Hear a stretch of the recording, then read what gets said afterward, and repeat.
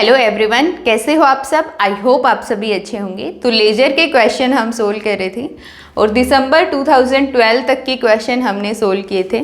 उससे आगे के हम आज की वीडियो में देखने वाले हैं और आज की वीडियो में लेजर के अभी तक जितने भी क्वेश्चन नेट में पूछे गए हैं वो सारे हम कवर करेंगे। तो अपना फर्स्ट क्वेश्चन है आज की वीडियो का, ये जून 2013 में आया था। Consider the laser resonator cavity as shown in the figure. If I1 is the intensity of radiation at mirror M1 and alpha is the gain coefficient of the medium between the mirrors, then the energy density of photon in the plane P at a distance x from M1 is. तो M1 से जो P plane है वो x distance पे है और यहाँ पे क्या बताना है हमें, energy density of photons. Energy density of photons बताना है किस टाइप से होगा। कुछ फोटॉन्स जो हैं कैविटी में वो M2 की तरफ ट्रेवल कर रहे होंगे, कुछ फोटॉन्स जो हैं वो M1 की तरफ ट्रेवल कर रहे होंगे। जो M2 की तरफ ट्रेवल कर रहे होंगे उनके लिए जो फोटोन डेंसिटी होगी वो किस टाइप से होगी, e⁻⁴ जहाँ पे अल्फ़ा आपको क्या गिवन है, गेन कोफिशिएंट जो M2 की तरफ ट्रैवल करेंगे। अगर ये डायरेक्शन जो है हम पॉजिटिव कंसीडर करते हैं, नेगेटिव करेंगे तो ये हो जाएगी -αx। जो M1 की तरफ ट्रैवल करेंगे उनके लिए हो जाएगा e⁻⁻⁴ ठीक है। तो इस टाइप का ऑप्शन आपको दिखना चाहिए जो कि आपको सी ऑप्शन में दिख रहा है, तो सी ऑप्शन इसका करेक्ट होगा। नेक्स्ट क्वेश्चन है अपना, ये दिसंबर 2013 में आया था। जो लास्ट क्वेश्चन था उसके ऑप्शंस एग्जैक्टली मैच करने के लिए थ्योरी में हम देखेंगे कि किस टाइप से हम फोटॉन्स की जो एनर्जी डेंसिटी जो ट्रेवल करती है M1 से M2 पे वो किसी पॉइंट पे कैसे निकालते हैं। ठीक है, अभी के लिए आपको इतना ही याद रखना है कि M1 और M2 अगर कोई भी एक डायरेक्शन हम पॉजिटिव लेंगे तो एक टर्म तो जो आएगी e⁻⁴ और क्योंकि दोनों साइड में ही फोटॉन्स ट्रेवल कर रहे हैं, दूसरी साइड में क्या आएगा e⁻⁻⁴, जिसमें ये दोनों ऑप्शन मैच करेंगे वो अपना करेक्ट होगा। Laser cavity has been design to operate at lambda is equal to 0.5 micrometre with a cavity length of 1 metre. यहाँ पे आपको क्या गिवन है, लैम्डा है 0.5 माइक्रोमीटर, कैविटी लेंथ है जिसको हम d से रिप्रेजेंट करते हैं वो है 1 metre. With this setup frequency is found to be larger than the desired frequency by 100 hertz. मतलब जो डिजायर्ड फ्रीक्वेंसी थी और जो फ्रीक्वेंसी मिली उन दोनों का डिफरेंस, तो यहाँ पे आपको क्या गिवन है, डेल्टा न्यू, वो कितना है 100 हर्ट्ज। तो change in effective length of the cavity, change in the effective length of the cavity required to retune the laser is, तो आपको क्या बताना है, डेल्टा डी बताना है। यहाँ पे क्या हो रहा है कि जो लेज़र था अपना इतनी वेवलेंथ पे हम ऑपरेट कर रहे हैं, कैविटी लेंथ इतनी है, लेकिन फिर भी जो फ्रीक्वेंसी में जो डिजायर्ड फ्रीक्वेंसी चाहिए उससे जो फ्रीक्वेंसी में डिफरेंस आ रहा है वो 100 हर्ट्ज का आ रहा है। तो क्या कैविटी लेंथ हम लें, कितने डिफरेंस पे कैविटी लेंथ हम लें, कैसे कैविटी लेंथ को हम मैनेज करें कितने डिफरेंस से कि हमें दोबारा से सेम जो फ्रीक्वेंसी जो हमें डिजायर्ड है वो मिले। तो यहाँ पे आपको डेल्टा डी फाइंड आउट करना है। डी आपको पता है कैविटी लेंथ का फॉर्मूला होता है m λ/2। ठीक है, अब क्योंकि डेल्टा डी अगर हम फाइंड आउट करें तो वो क्या हो जाएगा, m तो मोड नंबर है, कांस्टेंट होगा, डेल्टा λ/2, लेकिन आपको क्वेश्चन में गिवन है डेल्टा न्यू। तो डेल्टा न्यू को डेल्टा लैम्डा की टर्म्स में हम कैसे लिखेंगे, न्यू अपना होता है c/λ और डिफ्रेंशिएट करें अगर बोथ साइड तो डेल्टा न्यू किसके इक्वल आएगा, -c/λ² डेल्टा लैम्डा। ठीक है, ऑप्शन से अगर आप मैच करते हो आपको नेगेटिव और पॉजिटिव दोनों ही ऑप्शन गिवन है यहाँ पे, क्योंकि क्या पूछा है, चेंज पूछा है। तो अगर नेगेटिव आता है तो मतलब क्या है कि हमें डिजायर्ड जो लेंथ है वो अपने को क्या करनी पड़ेगी, कम करनी पड़ेगी। अगर पॉजिटिव आंसर आता है तो उतने से हमें कैविटी लेंथ जो है वो इंक्रीज करनी पड़ेगी। तो चेंज जो है ना कैविटी लेंथ में, वो अपना नेगेटिव और पॉजिटिव दोनों ही आंसर आ सकते हैं। ठीक है, तो यहाँ से आपको क्लियर हो गया डेल्टा लैम्डा की वैल्यू अगर हम पुट करेंगे तो वो क्या आएगी, माइनस लैम्डा स्क्वायर अपॉन सी इंटू डेल्टा न्यू। तो जो चेंज आएगा लेंथ में वो तो अपना क्या आएगा, नेगेटिव में आएगा। क्या वैल्यू पुट करेंगे, m/2 lambda square upon C delta nu, delta lambda की जगह। अब आपको क्वेश्चन में m भी नहीं गिवन, आपको क्या गिवन है, d गिवन है, कैविटी लेंथ। तो यहाँ से m की वैल्यू हम फाइंड आउट करेंगे, वो क्या आ जाएगी 2d/λ। तो m की वैल्यू भी यहाँ पे पुट कर दो, डेल्टा d क्या आ जाएगा, -2d, 2 से 2 कैंसिल होगा, d अपॉन लैम्डा इंटू में lambda square c delta nu. तो एक लैम्डा भी कैंसिल होगा, आंसर क्या आ रहा है, -d lambda delta nu upon c। Values put करो, d की वैल्यू है 1, लैम्डा की वैल्यू है 0.5 इंटू 10⁻⁻6, डेल्टा न्यू की वैल्यू है अपनी 100 और c की वैल्यू है 3 इंटू में 10⁸। तो क्या वैल्यू हमारे पास आती है, तो यहाँ पे अपने पास बचेगा, ये 2 पावर कैंसिल होंगी, यहाँ पे 10⁻6 होगा, जो ऊपर जाएगा 10⁻12। तो ऑप्शन पावर जो है 10⁻12 है, आंसर जो है नेगेटिव में है, 0.5/3 है। 0.5/3 अगर हम करते हैं तो अपना जो आंसर आएगा वो क्या आएगा, 0.167 नेगेटिव में। जो डी ऑप्शन होगा वो अपना करेक्ट ऑप्शन हो जाएगा। आई होप आपको क्लियर हुआ होगा ये। A double slit interference experiment uses a laser emitting light of two adjacent frequency nu1 and nu2, जहाँ पे nu1 क्या है, लेस देन है nu2 से। The minimum path difference between the interfering beam for which the interference pattern disappears is। तो आपको क्या बताना है, मिनिमम पाथ डिफरेंस बताना है जिसके लिए जो इंटरफेरेंस पैटर्न है वो क्या हो जाए, डिसअपियर हो जाए। तो इंटरफेरेंस मिनिमम पाथ डिफरेंस अगर डबल स्लिट में भी हम पढ़ते हैं तो वो किसके इक्वल होना चाहिए, अगर वो होता है λ/2 से लेस ग्रेटर देन या फिर इसके इक्वल होता है तो जो इंटरफेरेंस पैटर्न जो है ना वो डिसअपियर हो जाता है। ठीक है, अगर मिनिमम पाथ डिफरेंस अपना होता है ग्रेटर देन और इक्वल टू λ/2। अब हम बात कर रहे हैं लेज़र की, तो लेज़र में जो लैम्डा है वो है अपना कोहेरेंस लेंथ। तो यहाँ पे कोहेरेंस टाइम की अगर हम बात करें तो कैसे निकालेंगे, कोहेरेंस टाइम को आप रिलैक्सेशन टाइम से भी जानते हो, टाउ सी से हम रिप्रेजेंट करते हैं और वो होता है 1/डेल्टा न्यू। और डेल्टा न्यू आपको गिवन है क्या होगा, 1/nu2 माइनस nu1। ठीक है, अब कोहेरेंस लेंथ की अगर आप बात करो तो वो क्या हो जाएगी, आपको पता ही होगा फॉर्मूला, C इंटू TC। ठीक है, तो C इंटू में TC हम लेंगे तो nu2 माइनस nu1। और मिनिमम पाथ डिफरेंस कितना होना चाहिए, कोहेरेंस लेंथ डिवाइडेड बाय 2। तो इसके इक्वल होना चाहिए मिनिमम पाथ डिफरेंस या फिर इससे ज़्यादा। तो मिनिमम अगर हम निकालते हैं तो वो क्या वैल्यू आएगी, C/2 nu2 माइनस nu1।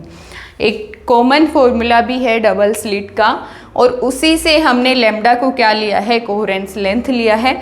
तो ये फॉर्मूला क्या बन रहा है कि लेज़र के लिए जो मिनिमम पाथ डिफरेंस जहाँ पे इंटरफेरेंस पैटर्न डिसअपियर हो जाए तो क्या होगा, coherence length divided by 2। Next question है अपना, for a 2 level system the population of atoms in the upper and lower state are respectively if the coefficient of stimulated emission is, stimulated emission का coefficient आपको पता है क्या होता है, B21। Emission 2 से 1 में होगा, स्टिमुलेटेड का हम रिप्रेजेंट करते हैं B से। तो B21 की वैल्यू आपको गिवन है 3 × 10⁵ and the energy density U new आपको गिवन है दैट इज 9.0 J/m³ हर्ट्ज। ठीक है, rate of stimulated emission, rate मतलब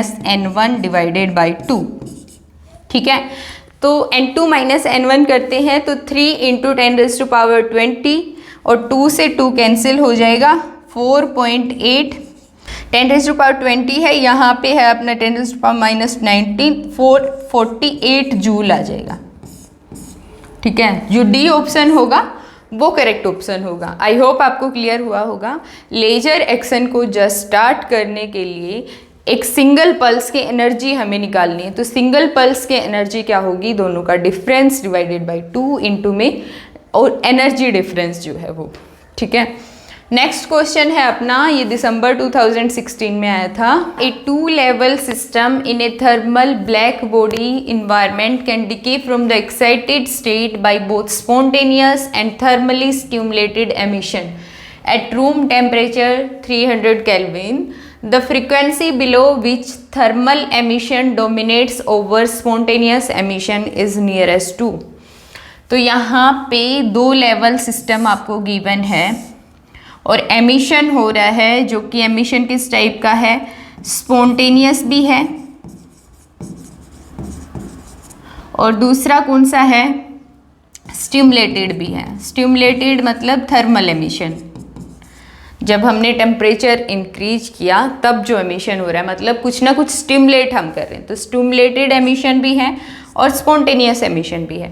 और अगर कोफिशिएंट की हम बात करें, स्पॉन्टेनियस के लिए होगा A 2 से 1 में, 2 लेवल सिस्टम है, स्टिमुलेटेड का होगा B 2 से 1 में। ठीक है, तो यहाँ पे क्वेश्चन में आपको क्या गिवन है कि thermal emission dominates over spontaneous emission. तो मैंने अभी आपको बताया था जो रेशियो होता है A/1 अपॉन B/1, उसका फॉर्मूला एक तो हमने एनर्जी की टर्म्स में लिखा था, एक अगर हम ऐसे लिखते हैं B/1 U न्यू, तो वो किसके इक्वल आएगा, e⁻ h new by KT -1।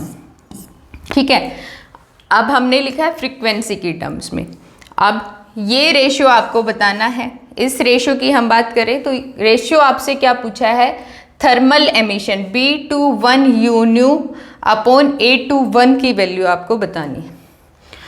ये टर्म आपको पता है, लेकिन आपसे पूछा है कि B/1 U न्यू जो है वो ग्रेटर हो जाए A/1 से, वो फ्रीक्वेंसी आपको फाइंड आउट करनी है। ये आपसे क्वेश्चन में पूछा गया है कि किस फ्रीक्वेंसी पे ये जो वैल्यू है वो इससे ग्रेटर हो जाएगी। तो फ्रीक्वेंसी आपको यहाँ पे दिख रही है, रिलेशन हमको पता है। हम क्या करेंगे, h/kT की वैल्यू निकाल लेते हैं। फ्रीक्वेंसी जो ऑप्शन में आपको गिवन है वो पुट करके देखेंगे, वो मैक्सिमम फ्रीक्वेंसी जिस पे ये डोमिनेट कर जाएगा वही अपना करेक्ट ऑप्शन होगा, क्योंकि यहाँ पे लिखा है द फ्रीक्वेंसी बिलो विच, उससे नीचे वाली सारी फ्रीक्वेंसी पे तो वो डोमिनेट करेगा ही। तो हमें फाइंड आउट क्या करनी है, मैक्सिमम फ्रीक्वेंसी। तो ऑप्शन में भी हम इस टाइप से ही लेके चलेंगे कि जो सबसे ज़्यादा फ्रीक्वेंसी है पहले उस पे चेक करेंगे, क्योंकि उससे नीचे वाली पे तो वो डोमिनेट करेगा ही। तो सबसे पहले ये टर्म आपको देखनी है। तो h/kT की मैं बात करूं तो कांस्टेंट है, t आपको गिवन है, h की वैल्यू पता है, k की वैल्यू पता है, t आपको गिवन है। सारी वैल्यूज आप पुट करते हो तो वैल्यू आती है 1.6 × 10⁻⁻13। ठीक है, तो ये वैल्यू यहाँ पे पुट कर देंगे। अगर हम फ्रीक्वेंसी को कंसीडर कर रहे हैं ए ऑप्शन, अगर न्यू अपना है 10⁻13, तो ये जो रेशियो आएगा वो क्या आएगा, e⁻⁻⁻1.6 × 10⁻13 इंटू में 10⁻13 जो कि 1 होगा, -1। तो वैल्यू निकालते हो तो ये वैल्यू आती है अपनी 4.95 समथिंग -1, अप्रोक्सीमेटली 3.95।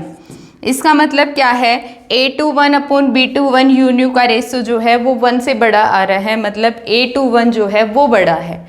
लेकिन आपको ऑप्शन में क्या देखना है कि B/1 जब बड़ा हो जाएगा जिस फ्रीक्वेंसी पे, वही अपनी क्या होगी, फ्रीक्वेंसी वैल्यू होगी, और उससे नीचे वाली फ्रीक्वेंसी पे तो वो डोमिनेट करेगा ही। तो ये ऑप्शन तो अपना इनकरेक्ट हुआ। नेक्स्ट जो बड़ी फ्रीक्वेंसी यहाँ पे गिवन है 10⁻11, तो 10⁻11 हम पुट करेंगे तो 1.6 × 10⁻⁻2 होगा, और 10⁻, और ये वैल्यू जब हम निकालते हैं तो ये आती 1.02 -1, तो वैल्यू आती है 0.02।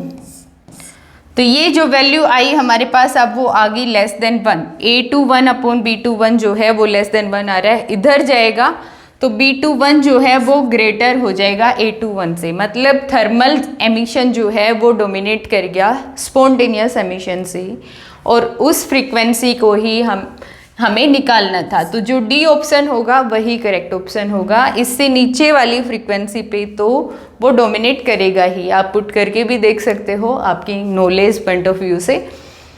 नेक्स्ट क्वेश्चन जो जून 2017 में आया था, if the coefficient of stimulated emission for a particular transition is given as and the emitted photon is at wavelength 3000 angstrom, then the lifetime of excited state is approximately।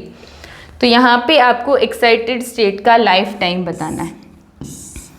Ground state है, excited state है, और coefficient of stimulated emission, stimulated emission हो रहा है। Stimulated emission का coefficient होता है B/1। B21 की वैल्यू आपको गिवन है, वो क्या है 2.1 इंटू 10⁻19। ठीक है। लेमडा आपको गिवन है 3000 एंगस्ट्रॉम। आपको निकालना क्या है, lifetime of excited state that is τ21 निकालना है। ठीक है। अब τ21 जो है वो किससे रिलेट होता है, आपको पता है किससे, स्पॉन्टेनियस एमिशन के कोफिशिएंट से। A21 जो होगा वो इन्वर्सली 1 रेसिप्रोकल होता है A21 का, या फिर मैं बोलूँ 1/τ21 होता है।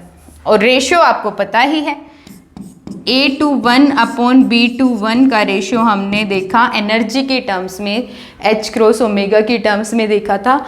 उसी रिलेशन को हम लिखते हैं न्यू या लेमडा के टर्म्स में, वो कैसे लिखते हैं 8πh⁴/c³। या फिर लेमडा की टर्म्स में मैं लिखूं तो हमारा लेमडा क्या होगा, न्यू होता है c/λ, लेमडा होता है c/न्यू, तो ये आएगा 8πh/λ³। लेमडा आपको गिवन है, A21 जो होगा वो क्या होगा 1/τ21, B21 is equal to 8πh⁵।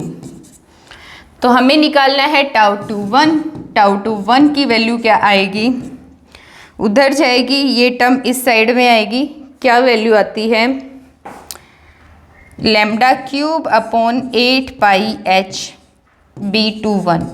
तो सारी वैल्यूज आप पुट कर लेना, सारी लेमडा क्यूब है ना, सारी वैल्यूज आप पुट करना, जो अपना आंसर आएगा वो सी ऑप्शन करेक्ट होगा। सारी वैल्यूज पुट करके कैलकुलेट करते हो तो टाइम जो आता है एक्साइटेड स्टेट का वो आता है 80 नैनोसेकेंड। नेक्स्ट क्वेश्चन है अपना दिसंबर 2017 में आया था। Consider a system of identical atoms in equilibrium with black body radiation in a cavity at temperature T. The equilibrium probabilities for each atom being in the ground state 0 and the excited state 1 are P0 and P1 respectively. Let n be the average number of photons in a mode in the cavity that causes transition between two states. Let W0 से 1 से 0 denote respectively the square of matrix element corresponding to the atomic transition 0 से 1 and 1 से 0 respectively. Which of the following equation holds in equilibrium? Equilibrium में क्या होता है, rate of absorption rate of emission के equal होता है। ठीक है। तो यहाँ पे अगर रेट ऑफ एब्जॉर्प्शन की हम बात करें तो रेट ऑफ एब्जॉर्प्शन निकालेंगे। एब्जॉर्प्शन मतलब ट्रांजिशन किससे, 0 से 1 में, तो वो डिपेंड करेगा कितने नंबर ऑफ फोटॉन्स हैं, क्या प्रोबेबिलिटी है, and square of the matrix element जो आपको गिवन है W0 से 1, इस पे डिपेंड करता है। अब रेट ऑफ एमिशन की अगर हम बात करें तो रेट ऑफ एमिशन जो होगा उसमें स्टिमुलेटेड एंड स्पॉन्टेनियस दोनों ही होंगे, स्टिमुलेटेड प्लस स्पॉन्टेनियस। तो अगर स्पॉन्टेनियस की हम बात करें तो वो डिपेंड करता है, स्पॉन्टेनियस नंबर ऑफ फोटॉन्स पे डिपेंड नहीं करता, प्रोबेबिलिटी एक्साइटेड स्टेट की, ठीक है, P1 and matrix square of matrix element 1 से 0 प्लस स्टिमुलेटेड होगा, उसमें हम देखेंगे कि कितने नंबर ऑफ फोटॉन्स है, तभी हम क्या करेंगे, स्टिमुलेट कराएंगे। अगर नंबर ऑफ फोटॉन्स ही नहीं होंगे तो हम कहाँ से स्टिमुलेट कराएंगे। स्पॉन्टेनियस तो अपने आप होता है, अगर नंबर ऑफ फोटॉन्स होते हैं तो होता है, नहीं होते तो नहीं होता। तो P1 एंड W1 से 0, अब ये दोनों इक्वल होंगे एट इक्विलिब्रियम। तो ऑप्शन से आप मैच करो, जो डी ऑप्शन होगा वो अपना करेक्ट ऑप्शन होगा। स्टिमुलेटेड प्लस स्पॉन्टेनियस दोनों ही अपने क्या हैं, एमिशन है, रेट ऑफ एमिशन, तो हम सम करेंगे ना कि सब्ट्रैक्ट, सी ऑप्शन नहीं होगा। नेक्स्ट क्वेश्चन है अपना जो जून 2018 में आया था। The electronic energy level diagram of a molecule is as shown in the figure. Let gamma ij denote the decay rate for a transition from the level I to j. The molecule are optically pumped from the level 1 to 2.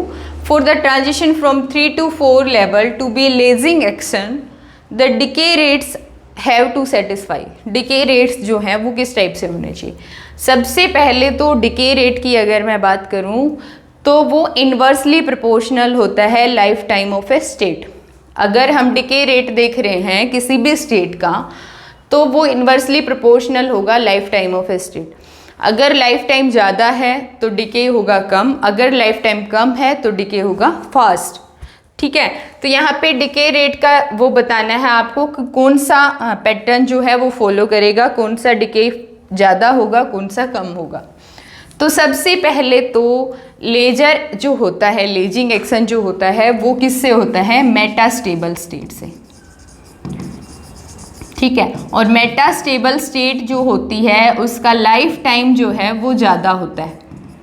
ठीक है, अब life time इसका ज़्यादा है, इसका मतलब क्या है, मैंने क्या बताया अभी आपको कि डिके रेट जो होगा वो क्या होगा, इन्वर्सली प्रोपोर्शनल होगा life time of A state. अब इसका लाइफ टाइम ज़्यादा है 3 से 4, क्योंकि लेजिंग एक्शन हो रहा है, तो 3 से 4 जो ट्रांजिशन होगा, रेट जो होगा 3 से 4 का वो क्या होगा, लोवेस्ट होगा, सबसे कम। ठीक है, तो ऑप्शन में मैच करते जाओ, 3 ऑप्शन में आपको 3 से 4 का सबसे कम दिख रहा है, डी तो नहीं होगा। दूसरा, अब लेजर एक्शन प्रोवाइड करने के लिए 1 से 2 में पंपिंग होनी चाहिए। ठीक है, 1 से 2 में ऑप्टिकली पंप्ड बोल ही रखा है इन्होंने, 1 से 2 में ऑप्टिकली पंपिंग हो रही है, तो ये ट्रांजिशन जो है वो तो क्या होना चाहिए, कम होना चाहिए। ठीक है, तो ये डिके रेट क्या होगा, फिर कम होगा, क्योंकि हमें लेजिंग एक्शन चाहिए तो इस टाइप से डिके फॉलो होना चाहिए, ना कि डायरेक्ट डिके हो जाए। तो गामा 2 से 1 जो होगा वो अपना क्या होगा, देन लोवेस्ट होगा। तो ऑप्शन से मैच करोगे इनमें तो गामा 2 से 1 जो है वो आपको सी में दिख रहा है, तो सी करेक्ट हो जाएगा। नेक्स्ट अगर हम बात करें कि 4 to 1 डिके की अगर हम बात कर रहे हैं तो हमें क्योंकि 1 से 2 में क्या करानी है, पंपिंग करानी है, और पंपिंग फास्ट हो अपनी, तो ये डिके तो फास्ट होना चाहिए। 4 से 1 में जो डिके हो रहा है वो डिके सबसे ज़्यादा फास्टर होना चाहिए, क्योंकि ये लेवल अपने को क्या चाहिए, एम्प्टी, जितने भी इसमें एटम्स होंगे वो अपने को 1 में चाहिए, तभी हम पंपिंग कर सकते हैं, है ना। तो ये डिके सबसे फास्ट होना चाहिए, तो गामा 4 1 जो है वो सबसे फास्टर होगा, और 2 से 3 वाला जो है वो नॉर्मल डिके है, तो वो अपना आएगा गामा 2 से 3, एंड फिर गामा 2 से 1। 2 से 1 की ये नहीं होना चाहिए, ये अपने को चाहिए नहीं, नॉर्मल डिके होता है उसके जैसे ये नहीं चाहिए, क्योंकि अपने को क्या चाहिए, लेज़र लाइट चाहिए, तो उस टाइप से डिके फॉलो करना चाहिए, ना कि डायरेक्ट डिके हो जाए।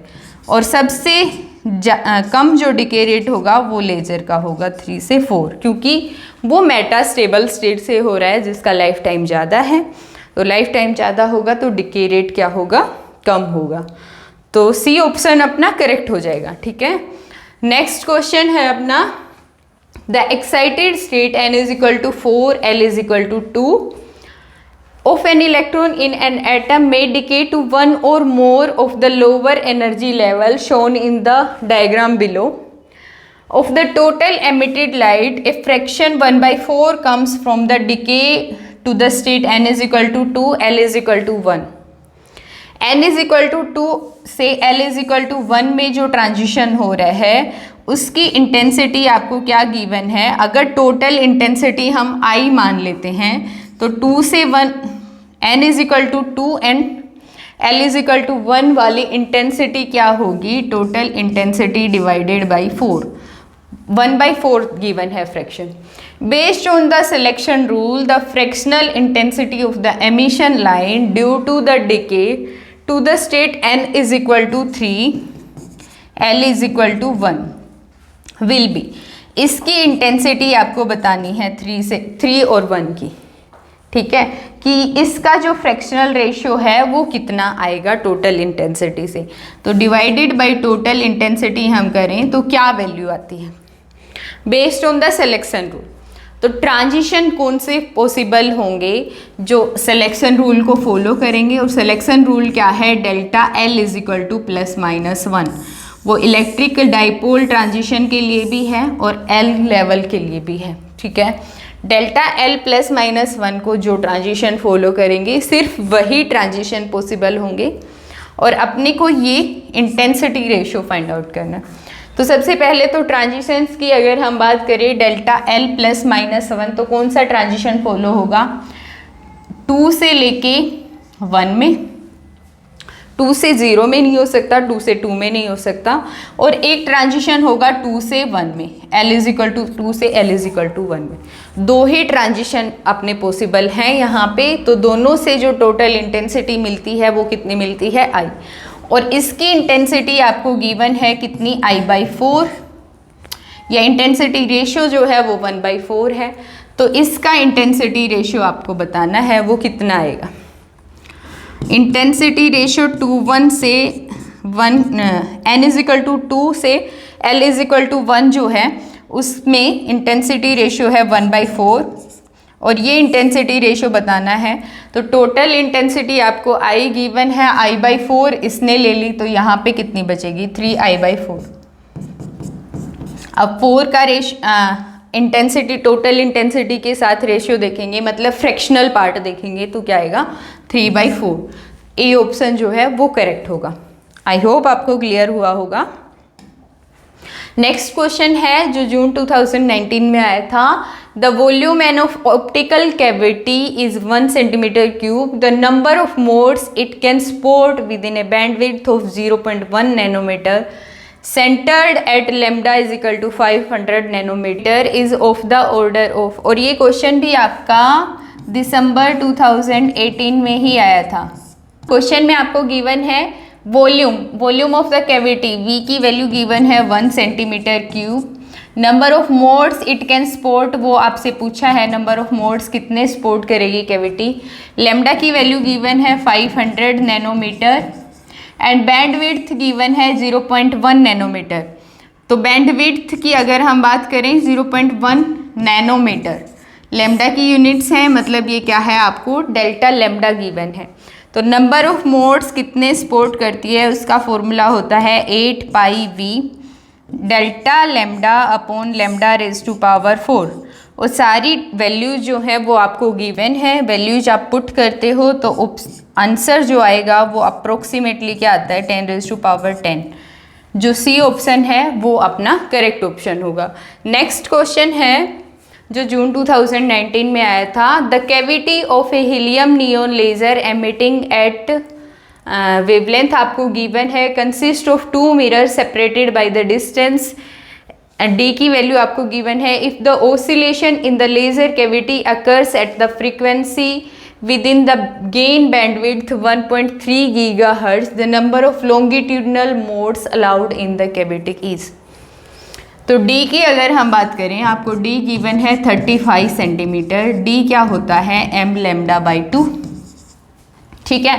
और यहाँ पे नंबर ऑफ लॉन्गिट्यूडनल मोड्स पूछे हैं, बैंडविड्थ गिवन है, बैंडविड्थ मतलब डेल्टा न्यू आपको गिवन है 1.3 गीगाहर्ट्ज, और दो मोड के बीच में जो सेपरेशन होता है, अगर ये mth मोड है या फिर दूसरा इससे नेक्स्ट वाला मोड है m+1th मोड, तो इन दोनों का सेपरेशन जो होता है वो डेल्टा न्यू होता है, ठीक है।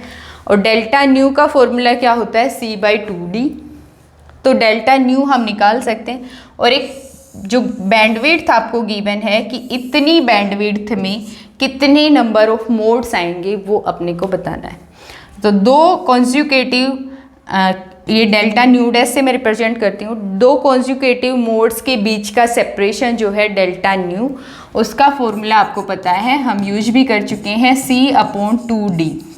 c की वैल्यू है 3 × 10⁸, 2d की वैल्यू है कितनी 35 सेंटीमीटर, और 35 सेंटीमीटर को हम मीटर में कन्वर्ट करेंगे तो 35 × 10⁻²।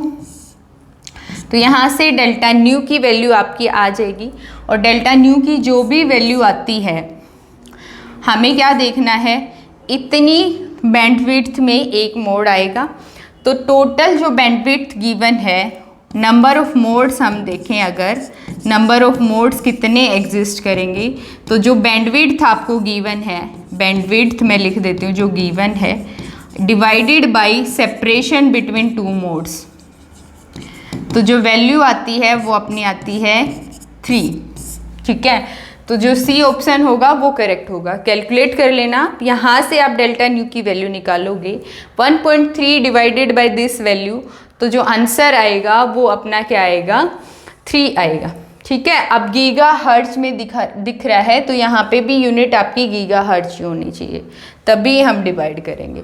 अगर आप यहाँ पे कोई और यूनिट में निकालते हो तो गीगा हर्ट्ज को भी आप हर्ट्ज में कर लो, यहाँ पे हर्ट्ज में आएगी वैल्यू जो भी आएगी, तो इसको भी हर्ट्ज में कन्वर्ट करो, देन डिवाइड करो। ठीक है, नेक्स्ट क्वेश्चन है अपना, नवंबर 2020 में आया था ये, the energy of 3 lowest state of an atom is E0, E1 and E2। E0 lowest energy state, then E1 and then E2, और इन तीनों की एनर्जी आपको गिवन है। The Einstein coefficient A10, A10 मतलब स्पॉन्टेनियस एमिशन हो रहा है 1 से 0 में, उसका आइंस्टाइन कोफिशिएंट गिवन है। A20 2 से 0 में जो डिके हो रहा है उसका आपको आइंस्टाइन कोफिशिएंट गिवन है, कौन सा, स्पॉन्टेनियस कोफिशिएंट। ठीक है, एंड A2 से 1 में जो डिके हो रहा है वो आपको गिवन है। If a large number of atoms are in the energy level E2, अगर इसमें सबसे ज़्यादा नंबर ऑफ एटम्स हैं तो आपको क्या बताना है, mean radiative life time of this excited state is, इस स्टेट का मीन लाइफ टाइम क्या होगा वो आपको बताना है। तो यहाँ पे कैसे हम निकालेंगे, आपको गिवन है इस स्टेट के लिए लाइफ टाइम 2 से 1 का और 2 से 0 का, क्योंकि आपको क्या गिवन है, स्पॉन्टेनियस कोफिशिएंट गिवन है, और आपको पता है A21 अगर हम देखें तो वो क्या होता है, A21 की वैल्यू होती है 1/τ21। तो यहाँ पे ये आपको गिवन है A21, A20 आपको गिवन है। तो मीन कैसे निकालते हैं, मीन निकालेंगे तो हम क्या करेंगे, अगर हमें स्पॉन्टेनियस कोफिशिएंट निकालना है तो हम क्या करते हैं, या तो हम ऐसे लिखेंगे 1/τ मीन लाइफ टाइम, वो किसके इक्वल होगा, 1/τ21 प्लस 1/τ20। ठीक है, या फिर आप ऐसे लिखो, जो स्पॉन्टेनियस कोफिशिएंट होगा कि कितना स्पॉन्टेनियस एमिशन हो रहा है 2 से किसी भी लेवल में, 1 में या 0 में, कितना स्पॉन्टेनियस कोफिशिएंट का क्या होगा, सम, उतना हमारे पास क्या हो रहा है, स्पॉन्टेनियस एमिशन हो रहा है। तो हम क्या करेंगे, कोफिशिएंट का सम करेंगे कि 2 से 1 में ट्रांजिशन प्लस 2 से 0 में ट्रांजिशन, इतना ट्रांजिशन हो रहा है। तो उसी हिसाब से मैंने ये वैल्यू लिखी है, 1/τ मीन लाइफ टाइम जो आया वो इस टाइप से आया। ये वैल्यू है किसकी, A21 की वैल्यू है 8 × 10⁻⁷ एंड A20 की वैल्यू है प्लस 1.2 × 10⁸। तो इसको भी 10⁸ में आप लिखोगे तो क्या आएगा, 0.8 × 10⁸, ऐड करते हो तो 2 × 10⁸। ठीक है, अब आपको निकालना क्या है, मीन लाइफ टाइम। तो मीन लाइफ टाइम क्या होगा, इसका रेसिप्रोकल, तो 0.5 × 10⁸ आ जाएगा, -8 आएगा, है ना, रेसिप्रोकल ले रहे हैं, और इतना क्या होगा, सेकेंड, क्योंकि आपको A21 और A20 पर सेकेंड में गिवन है। तो ऑप्शन जो मैच करेंगे तो सी ऑप्शन जो है वो करेक्ट ऑप्शन होगा। लेजर से अभी तक जितने भी क्वेश्चन CSIR नेट एग्ज़ाम में पूछे गए थे वो सारे हमने कवर कर लिए हैं। आई होप आपको समझ भी आए होंगे। तो यहीं पे AMP जो है उसके प्रीवियस ईयर क्वेश्चन अपने कंप्लीट होते हैं, अभी तक जितने भी पूछे गए थे। तो मिलते हैं नेक्स्ट वीडियो में।